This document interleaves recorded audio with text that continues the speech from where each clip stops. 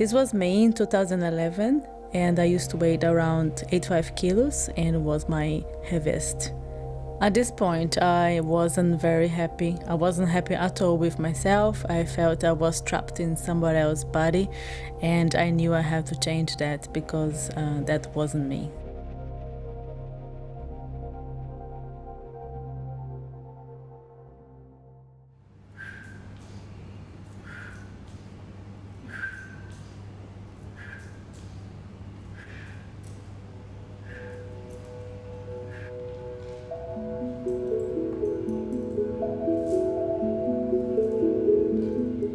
I started to get weight when I come over to London. That was around 2002.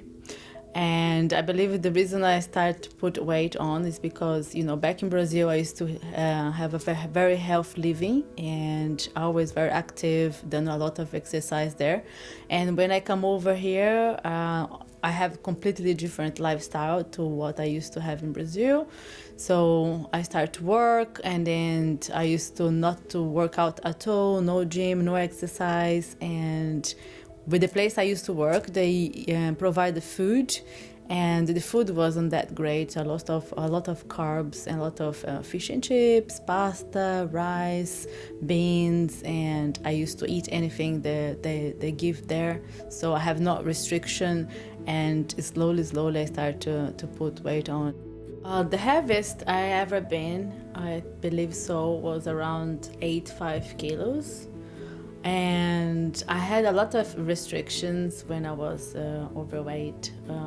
The main ones was I feel tired very easily, especially when here you have so many stations that you have to go up, down the stairs. So that all the time I feel very tired to take the stairs and to walk a lot.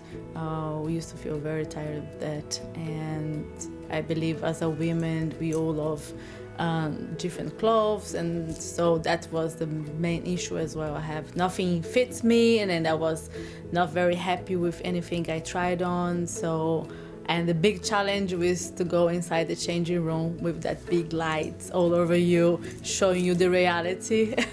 So that was like, oh my God, and I'm not that big. No, you are that big. So that was the main restriction that I have, I believe. Well, my family and friends thought about me and putting on weight. They used to say that to me a lot. I felt a lot of pressure, especially from my mom and for my close friends. I remember my mom all the time keeps saying that do we want to look like me, because she is big and she is overweight. And then she keeps saying, why do you want to be like your mom? You're so beautiful, and then you shouldn't put weight on so quickly. And my friends, I feel they also didn't accept that I was big, because all the friends that I have here is the same friends that I had back home. So they know me since I was a teenager, and then we used to work out together.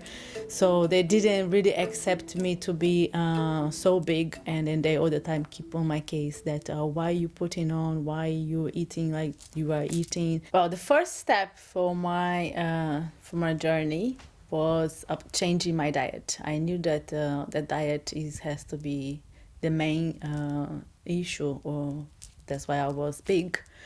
So what made me change and then was when my hairdresser, she came to my house and I saw her, and then I was so impressed that she lost a lot of weight.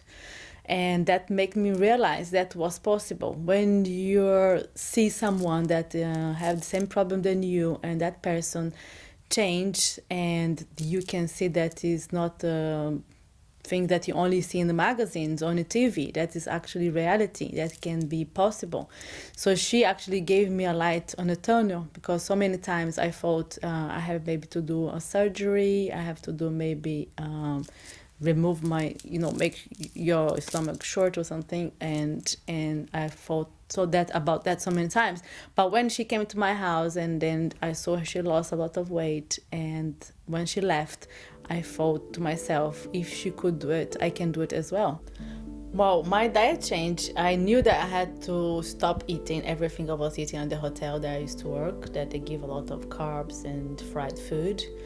So I completely changed my diet by follow a few advice from my nutritionist friend, and she said, oh, you can replace your, let's say, breakfast to have porridge, or your lunchtime you can have like grilled chicken with vegetable and salad and brown rice, and in the evening the same, fish with salad and small portions of brown pasta or brown rice, and more sweet potato, when even white potato I used to eat at the time at the beginning of my journey. And I never cut the carbs at the beginning of my journey. I always had them, and just actually just replace the kind of food I was eating. So leave behind everything I used to eat at the hotel, and then I started to take my own food to work every single day. So that's become a new routine that I had. Você começou, no primeiro bloco você falou que você começou... Pode começar, parar o que está fazendo I started to notice the difference, of course, in the scale was the first thing I started to notice, the difference. The numbers were changing every week. And with the clothes as well, they'll become a little bit more loose. And then also people reactions, every time they see me, they notice that I was looking slimmer, different. But after a while, let's say after I lost maybe 10 kilos, I stopped feel that I was losing any weight. And then every time I look at the mirror, I feel the same. I feel like I have lost 30 kilos, but I look at the mirror, I felt like I was still big. Took me a while to realize that I have lost 35 kilos and I'm a completely different person. I have different clothes, different size, and so it did affect me a little bit mentally, because I remember that my ex-husband used to mention a lot, oh, you done, you're too much, you're too skinny now, you lost everything. And then I couldn't see that. I used to look at the mirror and feel almost the same that I was at the beginning. But then with time I started to realize that yes, I have lost weight. I couldn't believe what I have done. So it took me a few months to really realize that I have changed completely. And even with people telling me, or my ex-husband telling me, I couldn't see it. And then when I started even to work out at the gym, and I started to become addicted, probably because I want to lose more weight, but I didn't need. It's a mixed feeling, it's a completely different thing. But with time I figured out, and then I said, yes, I have done, and I'm so proud of myself.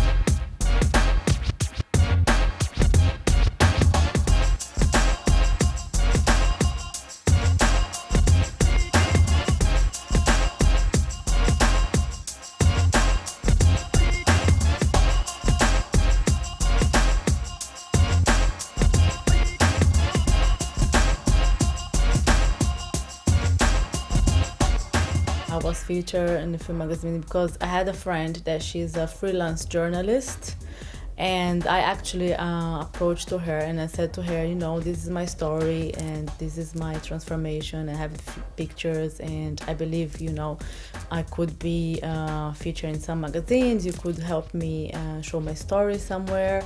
And then so she is the one that actually managed to get me to all the magazines that I've been, like Human's Health and Bella. There's some others magazines as well, Brazilian magazine that we have here in UK. And then also she was the one that she done an incredible article for a newspaper, for the Daily Mail, and that article was the one that made me appear in over 30 countries, because the way that she made the headline and she told my story was something very unique and something very catching and very interesting to the public.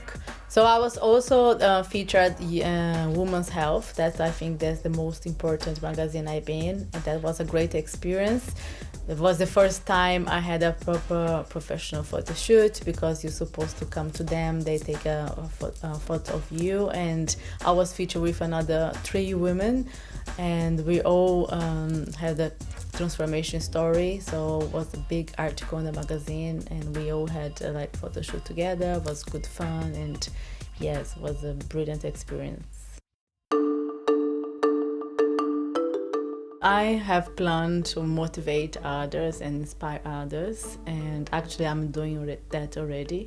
And I believe this is exactly the same way I was motivated by someone, and I saw the light at the end of the tunnel.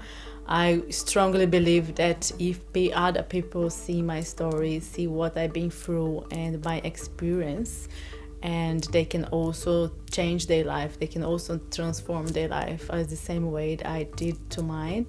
Our social media is amazing, it's great, because through there you have opportunity to reach so many people worldwide.